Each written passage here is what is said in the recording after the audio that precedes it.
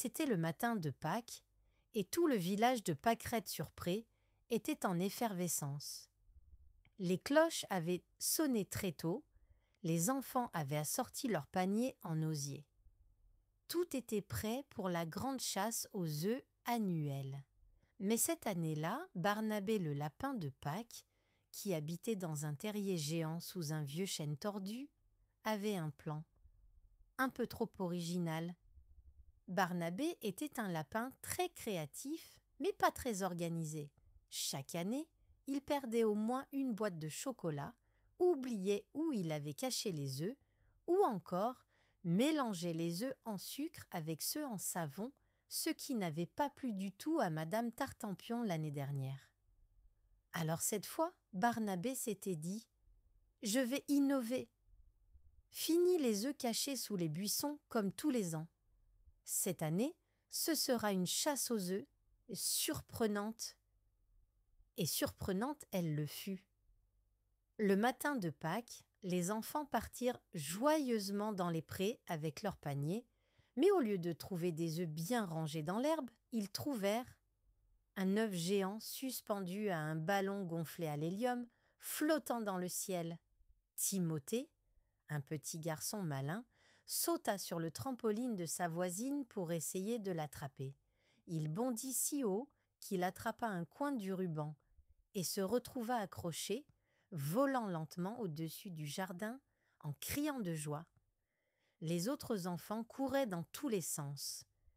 Un œuf avait été caché au sommet du toboggan, un autre dans une chaussure abandonnée, et l'un d'eux, tout doré, était enterré dans un bac à sable avec une mini-carte au trésor indiquant sa position. Mais le pire, ou le meilleur, restait à venir.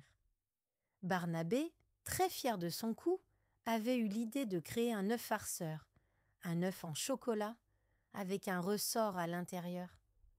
Lorsqu'on l'ouvrait, un petit poussin en peluche jaillissait en criant « Cui-cui surprise !» Sauf qu'il avait oublié de prévenir les enfants.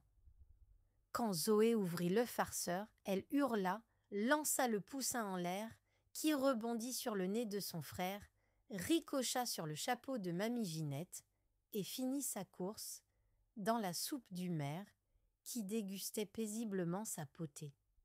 Les parents, au début inquiets, finirent par éclater de rire en voyant leurs enfants couverts de chocolat, de sable et parfois même de confettis. Barnabé avait mis des œufs remplis de confettis dans les pots de fleurs. L'après-midi, tout le village se retrouva sur la grande place pour le goûter. Les enfants racontaient leurs trouvailles, montraient leurs œufs rigolos et partageaient les plus bizarres, comme l'œuf en forme de carotte qui contenait une vraie petite carotte râpée. Merci Barnabé. Barnabé, caché derrière un buisson, regardait la scène avec un sourire malicieux. Bon, j'ai peut-être mis le bazar, mais au moins on ne s'est pas ennuyé cette année. Et sur ces mots, il mordit dans un œuf en chocolat à la moutarde, une autre de ses idées spéciales, et explosa de rire. Depuis ce jour, à Pâquerette-sur-Pré, on ne parle plus de chasse aux œufs, mais de chasse au fou rire, et chaque année, les enfants attendent avec impatience ce que Barnabé le lapin farfelu va inventer